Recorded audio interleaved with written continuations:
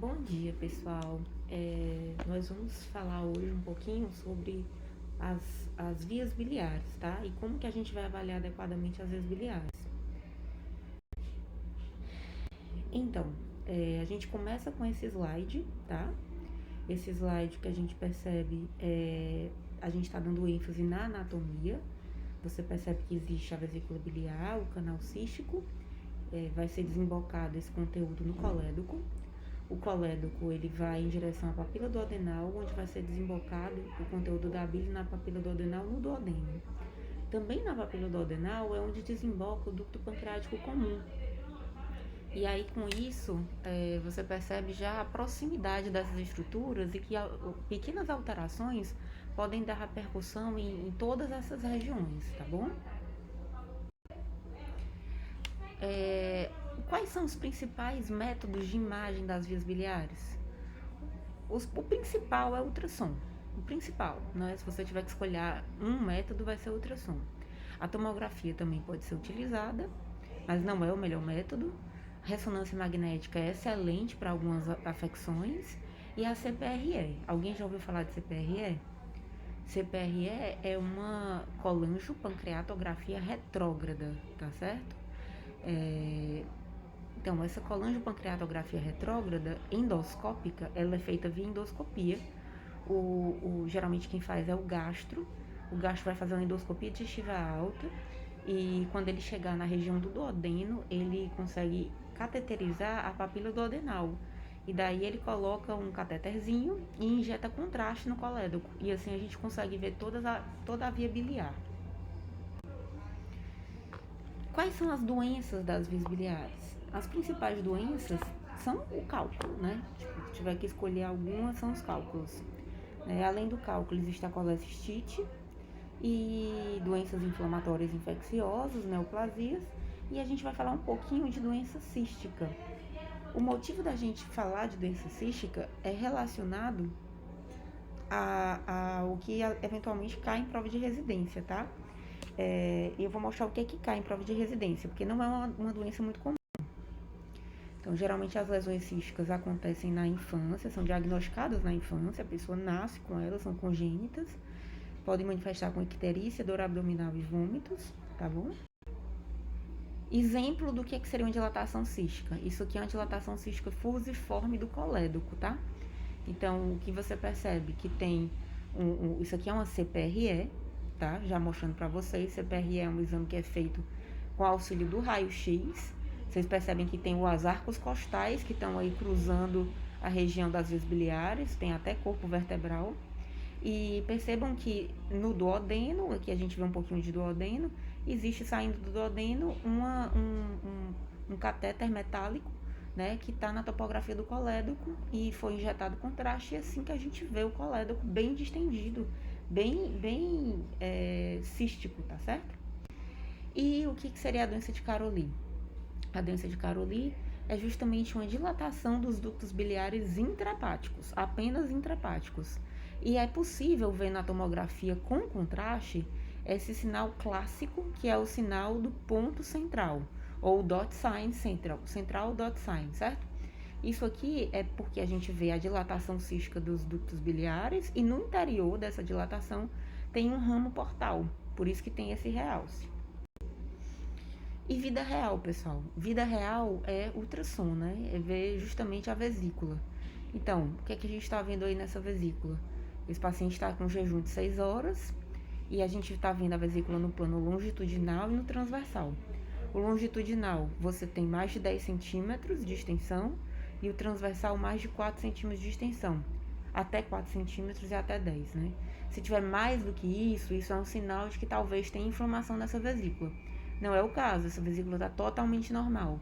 Perceba que não tem líquido livre, perivesicular, a parede está fina, tá bom? E essa é a doença mais comum da vesícula biliar, tá certo? Que é justamente o cálculo na vesícula. O cálculo da vesícula, ele basicamente é assintomático, tá bom? Ele não está impactado no infundíbulo, a vesícula está de dimensões preservadas, não existe aumento da espessura da parede da vesícula, tá bom? Isso aqui é uma pessoa normal, vida que segue. É um tipo de cálculo, tá? Existem outros tipos de cálculo, que é essa vesícula aqui que tem vários microcálculos, ó, fazendo uma sombra acústica posterior importante. Então, nessa situação, esses cálculos, por serem pequenos, eles podem migrar em direção ao colédoco. E isso pode acabar fazendo colelitíase, né? Coledocolitíase, desculpe. E eventualmente até pancreatite. Então, eu gosto muito dessa imagem porque ela mostra todas as complicações possíveis, né, com relação a um cálculo. Então, aqui a gente está vendo o cálculo no interior da vesícula. A primeira coisa que pode acontecer, né, uma das coisas, né, cálculos muito grandes, maiores do que 2 centímetros, existe uma chance maior de adenocarcinoma de vesícula, tá bom? Que a gente veria como um espessamento focal da vesícula.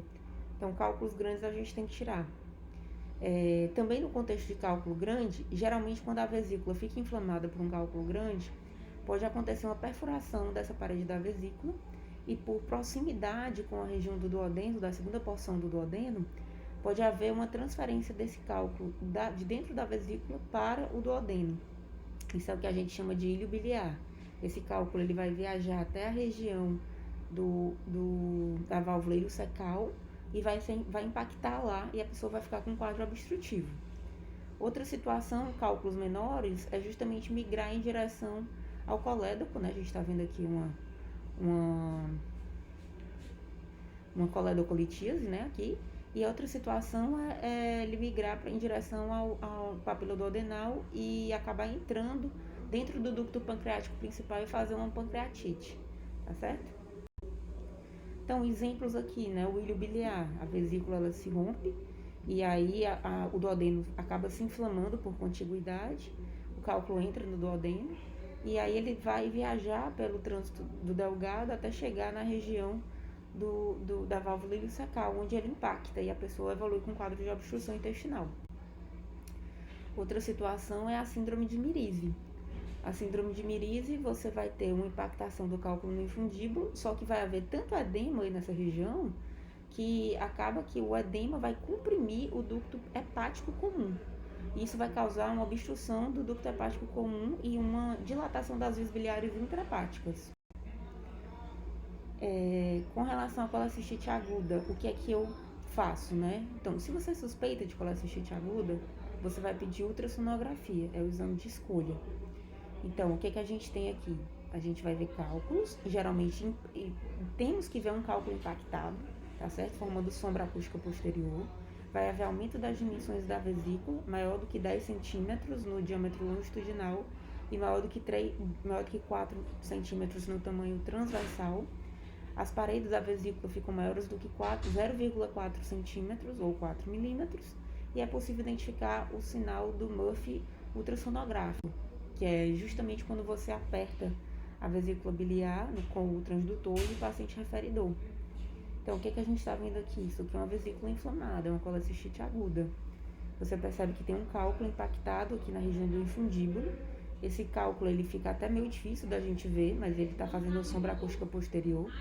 Tem líquido livre perivesicular e tem espessamento da parede da vesícula, tá certo? A tomografia é possível também a gente ver o cálculo, mas é mais difícil, tá? A maioria dos cálculos não são radiopacos, então tomografia não é um bom método para identificar o cálculo, mas a gente consegue ver a vesícula propriamente dita. Então, esse caso é uma exceção, que a gente está vendo bem o cálculo, mas geralmente a gente não vê, tá? Então, o que a gente está vendo aqui? Espessamento da parede da vesícula, líquido perivesicular, vesícula de dimensões aumentadas, tá? Se a gente baixar um pouquinho mais o exame, que eu não estou mostrando nessa imagem, espessamento e densificação da gordura perivesicular. Mais outro caso aqui com cálculo visível, tá? Não é o mais comum é a gente não ver o cálculo. E para que serve a radiografia nos quadros de colecistite? Pessoal, a radiografia vê muito mal o cálculo, muito mal mesmo, tá? Então, só 15% dos casos a gente vê cálculo na radiografia. Mas para a vesícula de porcelana, ela é muito boa, que a vesícula em porcelana é uma colecistite crônica, que calcifica a parede da vesícula. E para a colecistite enfisematosa também ela é muito boa. Então, o que a gente está vendo aqui? Uma radiografia simples, onde a gente vê uma vesícula cheia de gás. Em condições normais, pessoal, a gente não identifica vesícula no raio-x, não dá para ver nada. O que a gente vê, vocês lembram, densidades diferentes no raio-x é só ar e cálcio, né? Todas as outras densidades têm a mesma cor, então vesícula não é para a gente estar vendo. Então a gente está vendo aí uma estrutura em forma de pera, né? Na região do hipocôndrio direito, tá ampliado. E percebam que tem gás delimitando a parede da vesícula e o interior da vesícula. Isso é típico de colecistite enfisematosa. E quem é o paciente que tem essa doença? Geralmente são pessoas diabéticas, tá? Imunossuprimidas, que estão em ambiente de UTI, estão entubadas, com lentificação do trânsito intestinal. E as bactérias que colonizam a região do cólon, elas podem eventualmente transitar e fazer translocação bacteriana até essa região da vesícula e causar isso, né? Dando muito comumente o Clostridium difficile. E isso, o que é, pessoal? Isso aqui é uma vesícula em porcelana, né? É uma calcificação difusa da parede da vesícula. Acontece no contexto de colecistite crônica, tá bom? E isso tem um risco aumentado de câncer de vesícula. A pessoa tem que tirar essa vesícula. Não dá pra ficar com ela assim. E contextos de exames diferentes, pessoal, existe um exame que é maravilhoso, que é a colangio-ressonância. Então, a ressonância, ela pode ser feita como padrão normal, ou ela pode ser feita como colangio-ressonância. A colangio-ressonância é uma reconstrução tridimensional, tá certo? Não exige que você use contraste. Então, o que a gente vê aqui? A gente vê líquido, né? O líquido, ele tem hipersinal em T2, tá? Ele fica na vesícula.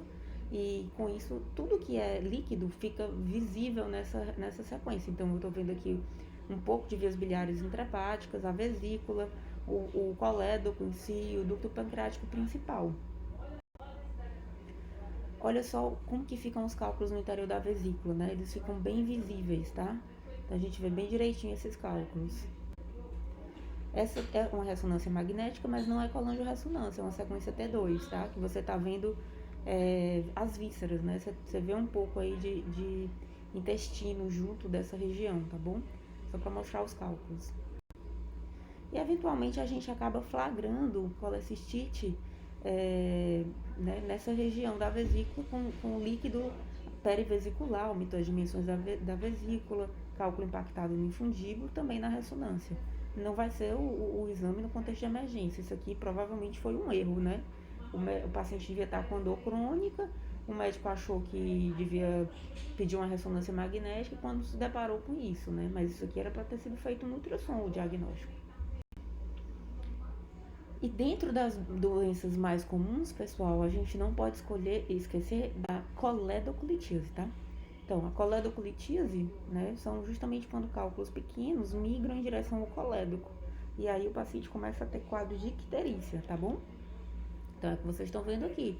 Dois cálculozinhos no interior do colédoco, né, fazendo distensão do colédoco. O colédoco está enorme, a jusante desses cálculos, né? Na colangio-ressonância a gente costuma ver dessa forma. A gente vê áreas que parecem contas de rosário, áreas de estenose e dimensões normais, estenose e dimensões normais, estenose e dimensões normais. Isso significa colangite aguda, tá certo? E por fim, pessoal, lembrar que algumas infecções podem ter tropismo pela vesícula, né? Dentre elas, o HIV, quando a pessoa está muito imunossuprimida, CD4 muito baixo, principalmente quando ela está colonizada pelo CMV. O CMV gosta de ir para essa região da vesícula biliar e fazer espessamento difuso da parede da vesícula, tá? Dos ductos biliares da região periportal. O paciente evolui com febre, dor abdominal, náusea e icterícia. Essa é a imagem mais típica, tá? É justamente a vesícula de dimensões aumentadas, né? Com o espessamento da parede e parece que tem até um material, um tecido aqui na região periportal, tá, pessoal? Eu já fiz 2 diagnósticos de HIV, infelizmente, por conta de vesícula. Lá em São Paulo, um dos casos era um paciente que era modelo, né? E ele era assintomático, ele nem sabia que tinha HIV. E no final das contas a gente suspeitei, falei com o médico e foi testado e foi positivo, tá? E dentro do nosso contexto de país, né, subdesenvolvido, terceiro mundo, infelizmente a gente ainda se depara muito com essa outra questão, que é o ascaridíase, né? O ascaris, ele gosta de transitar aí nos ductos no colédoco. Então, o que, que a gente está vendo aqui? A gente está vendo o colédoco de dimensões aumentadas e tem uma estrutura linear hipoecogênica que transita aqui nessa região do colédoco. Então, você vê o ascaris se movimentando, tá? Então, é uma coisa que a gente pode ver, né? E aí é triste porque sinal de falta de higiene, né, pessoal? Então, assim, aqui no Brasil a gente tem bastante, tá? Pessoal, e era isso. Espero que vocês tenham gostado. Um grande beijo, tudo de melhor pra vocês, viu?